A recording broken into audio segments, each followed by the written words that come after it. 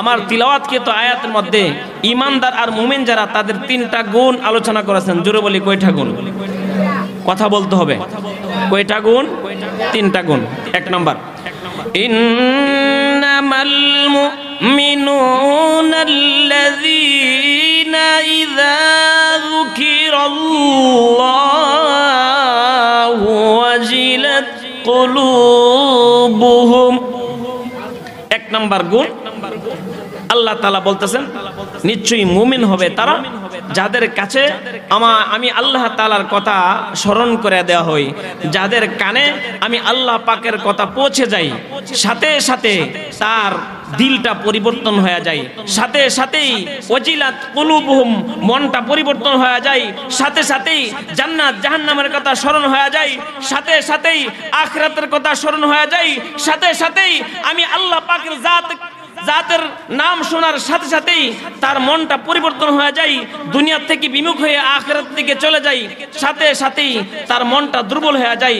আল্লাহ পাকের কথা শোনা হয়েছে, আমি আল্লাহ পাকের ভয়ে তার মনটা তার দিলটা পরিবর্তন হয়ে যায়, তার দিলের মধ্যে কম্পন সৃষ্টি হয়ে যায়। বলেন সুবহানাল্লাহ।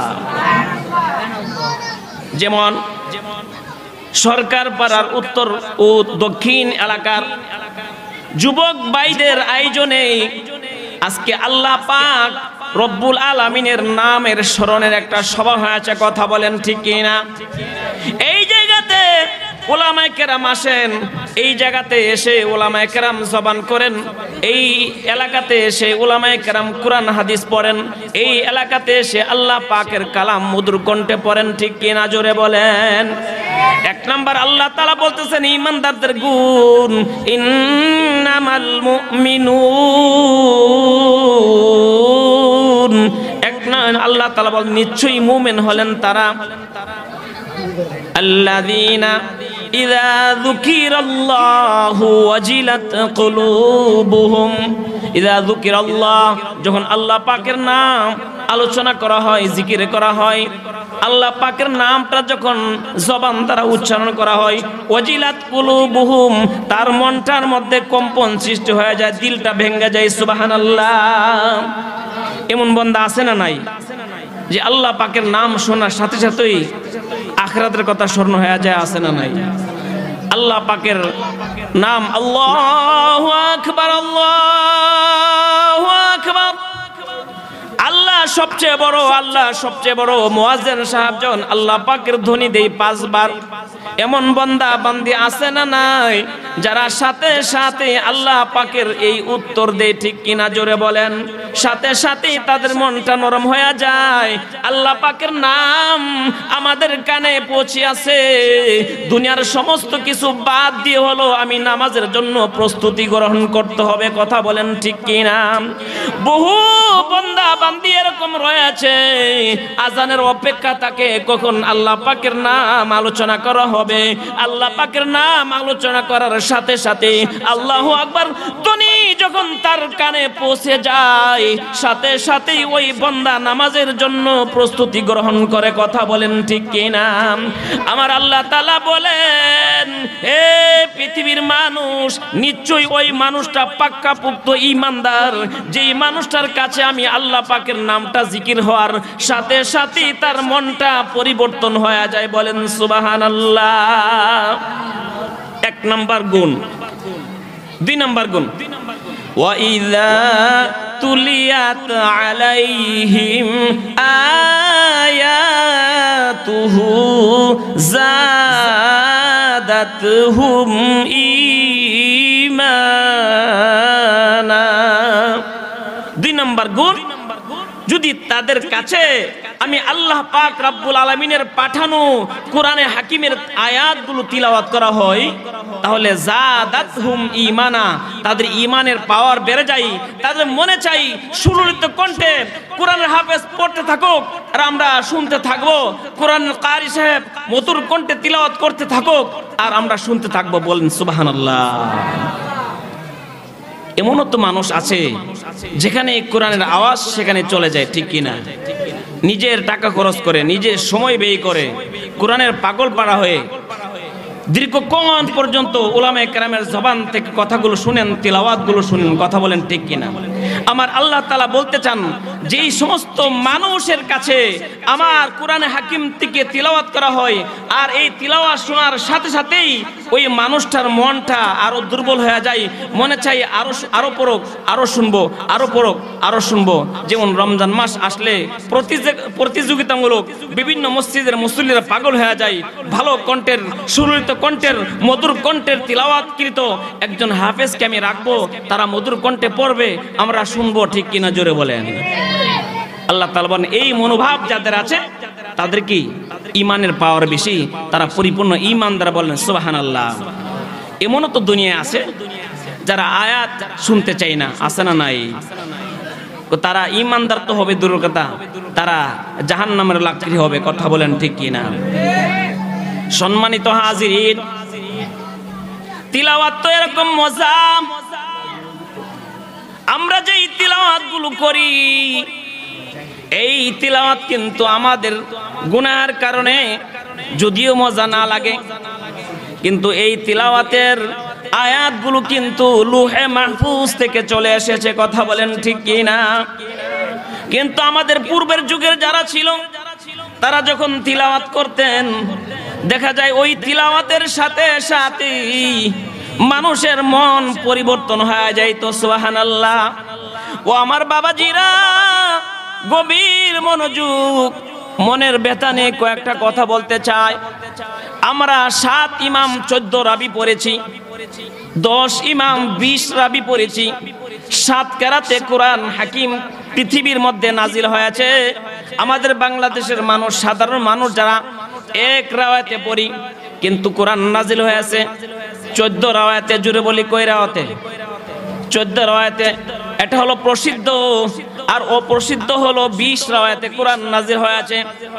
ওই 14 রাওয়াত অথবা 20 রাওয়াতের প্রধান ইমাম, ওই ইমামের নাম ইমাম নাফে মাদানী। জুড়ে বলেন নামটা কি? ইমাম নাফে মাদানী। ইমাম নাফে মাদানী তাবি ছিলেন, একজন তাবি ছিলেন। তাবি কাকে বলা হয় আবার শুনেন? তাবি বলা হয় ইমানের সহিত যেই মানুষটা একজন আল্লাহর নবীর সাহাবীকে দেখেছেন, ওই মানুষটাকে বলা হয় তাবিঈ। আর সাহাবী বলা হয় যেই মানুষটা ইমানের সহিত আমার নবীকে স্বয়ং দেখেছেন, তার নাম সাহাবী, কথা বলেন ঠিক কিনা? ওই তাবি আমার নবীকে সরাসরি দেখেন নাই, আমার নবীর সাহাবীদের দেখেছেন, তাদের থেকে ইলমে দ্বীন শিক্ষা করেছেন। ও আমার বাবাজিরা, গভীর মনোযোগে কথাগুলো শুনেন। ইমাম নাফে মাদানী ওই কেরাতের ইমামের প্রধান ইমাম। ইমাম নাফে মাদানী তার বাড়ি ছিল মদিনাতে, এজন্য মাদানী। ইমাম নাফে মাদানী রহমাতুল্লাহি আলাইহি বর্ণনা করেন, একবার আমি যখন তিলাওয়াত করতে আসি, কিতাবের মধ্যে লেখেন তিনি যখন আল্লাহ পাকের কালাম তিলাওয়াত করেন, যতটুকু পর্যন্ত তিলাওয়াতের আওয়াজ পৌঁছে যায় ততটুকু পর্যন্ত শুধু সুগন্ধিতে সুবাসিত হয়ে যায়। বলেন আল্লাহু আকবার। আওয়াজ যতটুকু যায় ততটুকুই সুগন্ধিতে সুবারিশ হয়ে, সুবহানাল্লাহ। শ্রোতাগণ যারা শুনতেছেন তারা এইদিকে তাকাই সেদিকে তাকাই, কে সুগন্ধি ব্যবহার করলো রে? এত সুগন্ধি সুবাসিত হয়ে গেছে, মধুর, মজা লাগতেছে। এই সুগন্ধিটা আসলো কোথায় থেকে? যে মাত্র নাফে মাদানী তেলাওয়াত বন্ধ করে আবার সুগন্ধি বন্ধ হয়ে যায়, আবার তেলাওয়াত শুরু করে আবার শুরু হয়ে যায়। বলেন আল্লাহু আকবার। মানুষ জিনিসটা বহুদিন পর্যন্ত উপলব্ধি করেছেন, সাহস পায় না নাফে মাদানের কাছে কথাটা বলতেন। একদিন গিয়ে বলতেছেন, হযরত একটা কথা বলতে হবে, যদি অনুমতি দেন তাহলে আমরা একটা কথা বলবো। শ্রোতাগণ সাহস নিয়ে ইমাম নাফে মাদানির সামনে চলে গেছে, যাইয়া বলতেছেন, আমাদের পক্ষ থেকে একটা প্রশ্ন আছে, যদি দয়া হয় মায়া হয় ওই প্রশ্নের উত্তর দিতে হবে। ইমাম নাফে মাদানী বলেন কি বলবেন? সবাই মিলে ওনার শিষ্য যারা, শাগরেদ যারা, ছাত্র যারা, তারা ধরেছেন যখন আপনি তিলাওয়াত করেন গো, তখন দেখি যে যতটুক পর্যন্ত আওয়াজ পৌঁছে ততটুক পর্যন্ত সুগন্ধিতে সুবাসিত হয়ে যায়, তার কারণটা কি জানতে চাই। ইমাম নাফে মাদানী কোনো কিছু বলেন না, দীর্ঘক্ষণ পর্যন্ত চুপ রয়ে আছেন, কোনো কথা বলে না। আবার প্রশ্ন করা হয়, হযরত কেন কথা বলেন না, কেন জবাব দেন না, আমরা জানতে চাই। তিনি আবার চোখের পানিগুলো ছেইরা শিষ্যদেরকে বলতেছে, হে আমার ছাত্ররা, শিষ্যরা শোনো। মনের ভেদরা মনে হয় ভাবছিলাম কারো কাছে বলবো না, কিন্তু আল্লাহ তাআলা তোমাদের কাছে আমার এই ভেদরাকে প্রকাশ করে দিয়েছে, এজন্য আমি সহ্য করে নিতে পারি নাই। আবার শুনো, আমি যখন কোরআনে হাকিম থেকে তিলাওয়াত করতাম তখন শুধু তোমরা শুনতে তা নয়, আসমানের নূরের তৈরি ফেরেশতারা কাতারে কাতারে প্রতিযোগিতা লেগে যাইতো। সুবহানাল্লাহ। এমন কি আমার নবী, যেই নবীর উপর আল্লাহ পাক রব্বুল আলামিন লৌহে মাহফুজ থেকে কোরআনে হাকিম নাজিল করেছে, ওই আল্লাহর নবী, মহানবী, বিশ্ব নবী মুহাম্মাদুর রাসূলুল্লাহ সাল্লাল্লাহু আলাইহি ওয়াসাল্লাম পর্যন্ত একদিন স্বপ্নের যুগে আমি নাফে মাদানির সাথে সাক্ষাৎ। আমাকে প্রশ্ন করেন, হে নাফে মাদানি, কোরআন তো আমার আল্লাহ পাকের কালাম, সেটা ছিল লৌহে মাহফুজে সংরক্ষিত, জিবরাইল আমিনের মাধ্যমে আমি নবীজির উপর নাজিল করা হয়েছে পৃথিবীর মধ্যে। এ নাফে মাদানি, তুমি কিন্তু সাহাবী না, কিন্তু সাহাবী না হওয়া সত্ত্বেও আমার সাহাবীদের কাছ থেকে তুমি ইলমে দ্বীন শিক্ষা লাভ করেছো। এত মধুর কণ্ঠে মদিনাবাসীকে তুমি মধুর কণ্ঠে কোরআনে হাকিম থেকে তিলাওয়াত শোনাও, যেই কোরআনে হাকিম আমি নবীজির উপর নাজিল হয়েছে, আমাকে কি একটু শোনাবে না? আল্লাহু আকবার। আওয়াজ দা বলেন আল্লাহু আকবার। ও সরকার বাবার বাবাজিরা, আমার নবীজি নাফে মাদানিকে বলে, এ নাফে মাদানি, তুমি যখন তিলাওয়াত করো গো, তামাম মদিনাবাসী তোমার তিলাওয়াত শোনার জন্য পাগল পারা হয়ে যায়। যেখানে তুমি কোরআনে হাকিম থেকে তিলাওয়াত করো, কি আমি মুহাম্মাদুর রাসূলুল্লাহকে শোনাবে না? আল্লাহু আকবার। নাফে মাদানি বলে, হে আমার শিষ্যরা, আবার শোনো, আমার নবী যখন আবেগানা সুরতে আমাকে এই কথাগুলো বলতেছিল, আমি আর সহ্য করতে পারি নাই। আমি আমার নবীজির সামনে দাঁড়াইয়া স্বপ্নের যুগে পড়তে আসিন, ওগো ইয়া রাসূলুল্লাহ, ইয়া হাবিবাল্লাহ, এবার আপনি বলেন আমি আমার তিলাওয়াত কোথায় থেকে করব? নবীজি বলতেছেন, হে নাফে মাদানি, তুমি তো যেখান থেকে পড়ো সেখান থেকে আমার কাছে ভালো লাগবে। সুবহানাল্লাহ। এবার নাফে মাদানি তিলাওয়াত শুরু করে দিয়েছে। তিলাওয়াত করতে করতে এক পর্যায়ে দেখা যায় আমার নবীজি নাফে মাদানির সামনে চলে আসেন। আল্লাহু আকবার। এবার নাফে মাদানি স্বপ্নের যুগে নবীজির সাথে সরাসরি মোলাকাত হয়ে যায়, স্বপ্নের যুগে মুসাফা হয়ে যায়। বলেন সুবহানাল্লাহ।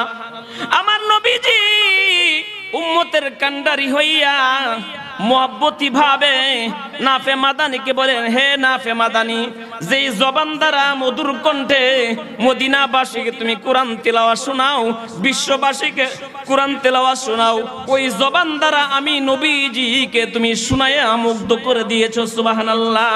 এবার তোমার জবানটা একটু খুলো। এই কথা বলে নাফে মাদানি বলেন, হে বিশ্বের মানুষ, আমার নবীজি পাক জবান থেকে একটু তুতু মুবারক আমার মুখে লাগায় দিলেন। সুবহানাল্লাহ। এবার আমি ঘুম থেকে জাগ্রত হয়ে যাই, নবীজি চলে গেলেন, আমি ঘুম থেকে জাগ্রত হয়ে যাই। ঘুম থেকে জাগ্রত হওয়ার সাথে সাথেই আমার দেহের মধ্যে জ্বর এসে যায়। আমি উযু করি, মতান্তরে গোসল করি, ফজর নামাজ আদায় করি।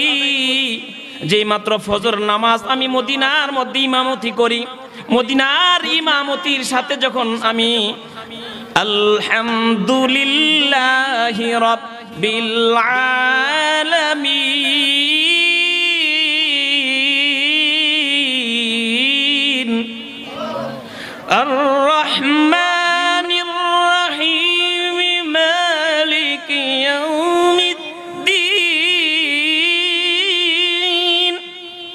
ইয়্যাকা না'বুদু ওয়া ইয়্যাকা নাস্তাঈন